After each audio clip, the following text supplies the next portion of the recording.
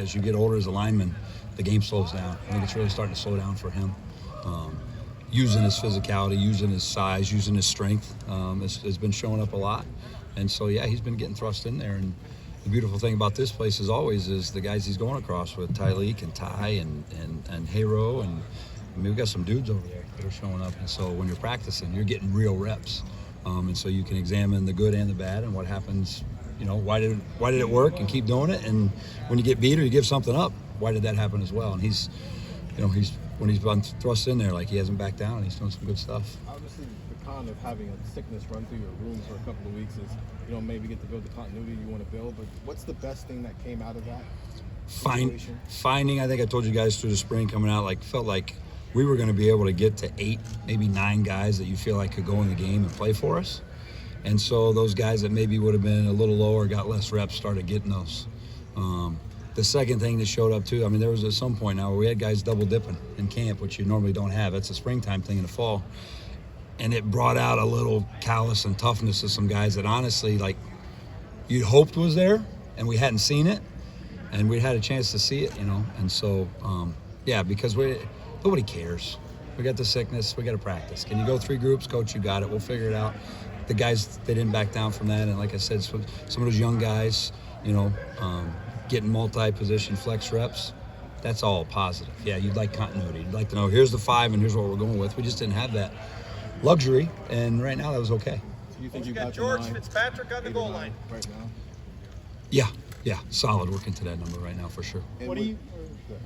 What more, as far as the right guard spot, Integra's going to play? What more do you need to see to finalize? Maybe like who's going to start there, and just what do you in the next 9 days or so?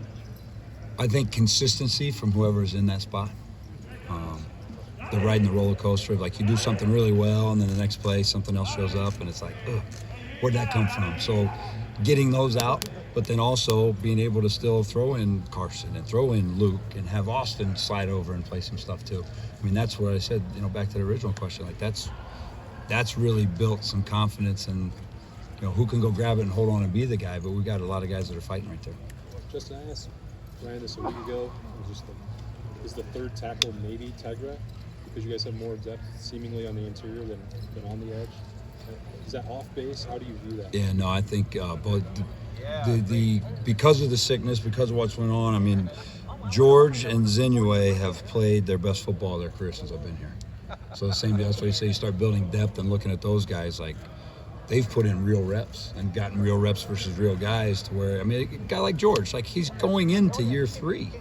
We all want it now. That's maybe not the case all the time. So for him to get those real reps and show up. So, no, I think we've built depth at the tackle. Like I said, I'm naming those guys.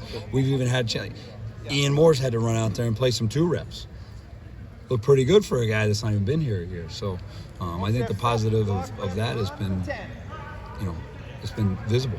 How have you seen From what you guys went through last year, where it felt like you had one of your starting guards was the backup tackle, one of your backup. How different is that this year? What is that feeling like for you to see these guys develop?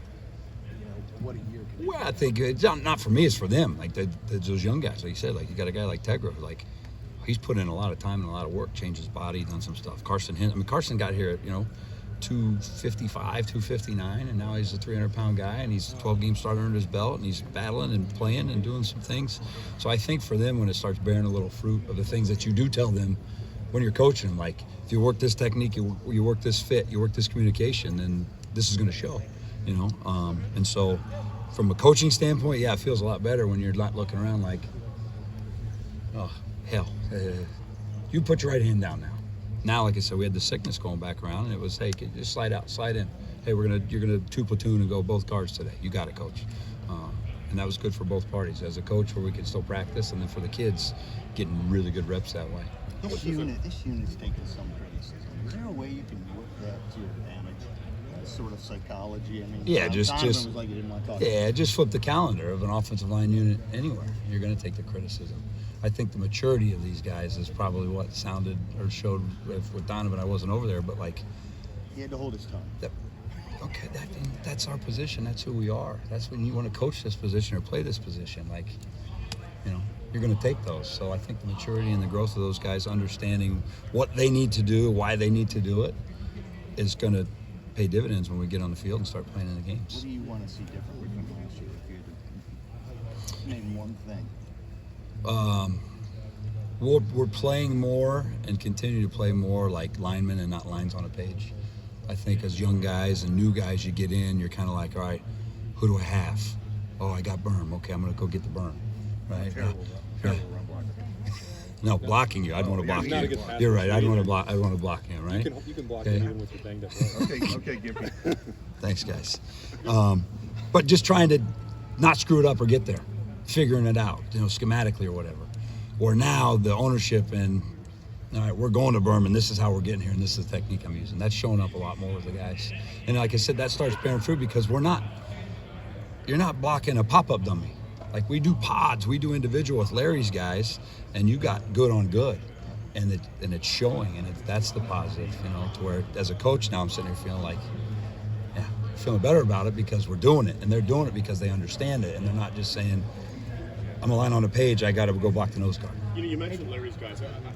How much is it almost shining a light if you see a weakness on your line going against those guys? I would think it would expose it pretty well. You get a good read on what you have. Yeah, it's another proof, though, of when you're in a matchup game. Ryan talks about this all the time. Like, it's you versus you.